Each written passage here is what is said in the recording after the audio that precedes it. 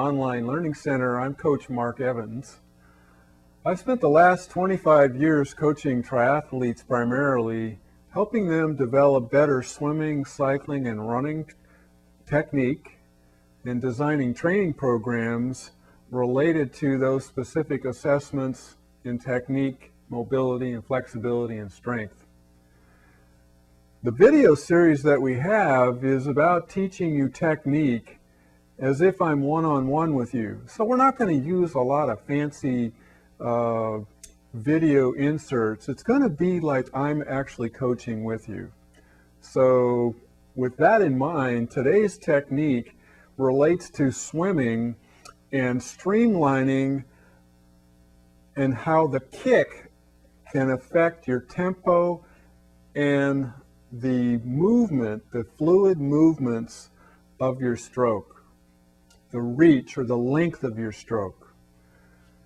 What we want you to do here is when I'm looking at a swimmer, is I want there to be a continuum in their stroke.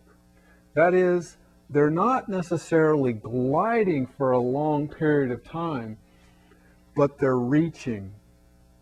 They're reaching as a result of the pull on the opposite side, but also the kick.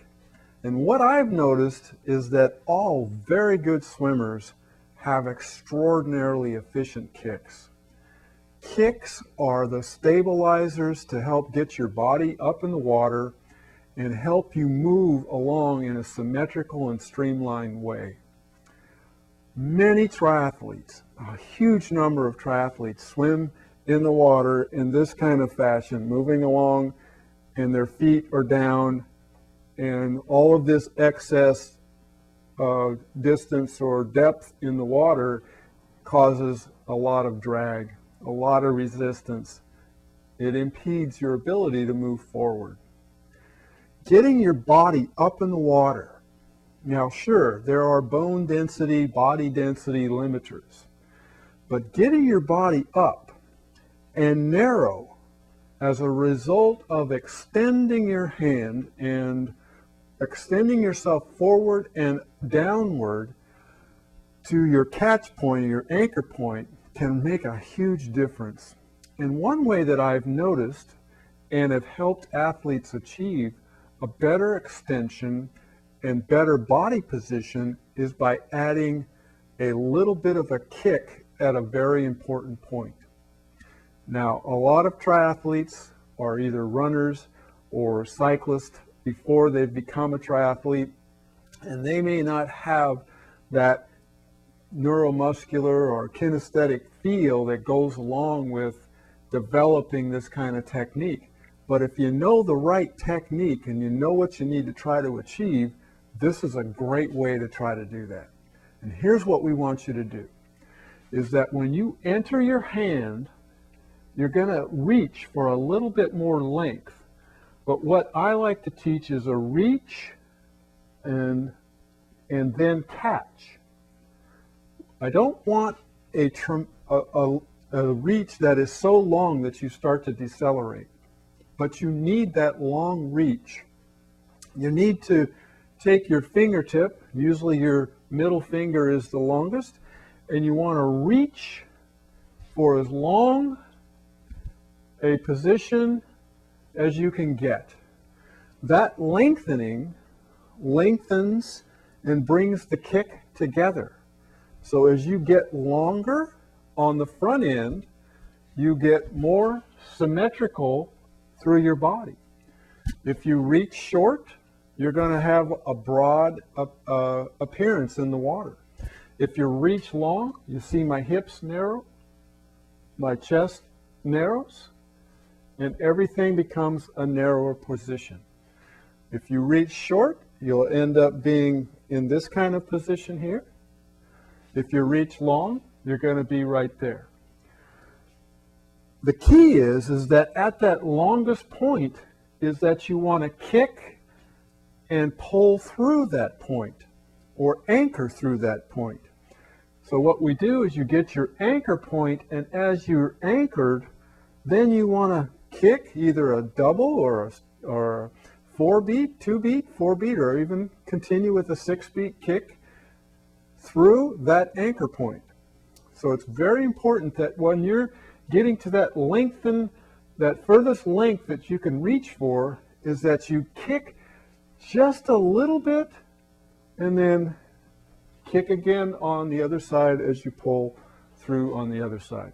It's a very, very useful tip for getting a little bit more length, but what it really does is it gets that body balance, gets that level body position in the water. And how does it do that is by that the arms are essentially balance points. I mean, you're going to use that long arm to balance your body. So the longer you get out here, you're going to have better body balance throughout the rest of your body. It's just exactly what we see in good swimmers. Now, you may not have been swimming all of your life, but over time, you'll get more and more efficient. I know I have. As the longer I've gotten in my stroke, the more streamlined and the more effective my kick is in terms of a stabilizer, helping me to keep it up and I achieve more length. The other benefit of the length is that you're going to be able to pull a further amount of water or hold a greater amount of water by having a longer entry to that anchor point, which is that vertical forearm and hand to the wing line that I've talked about in other positions, getting that high elbow position.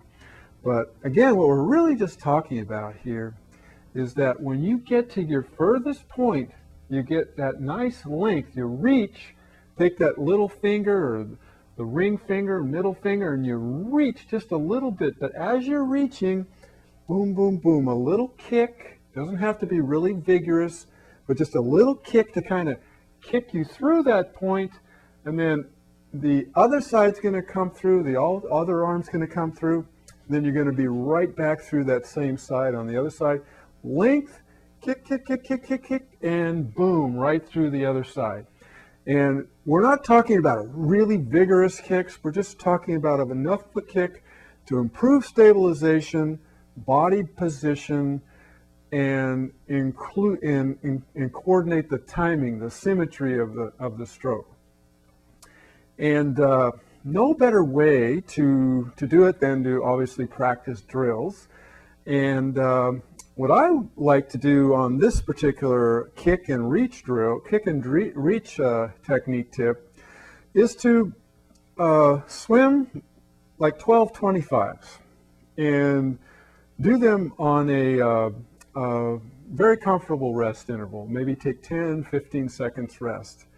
But in this particular case, you want to be kicking the entire time. So what we're trying to do is just train you to feel what it's like.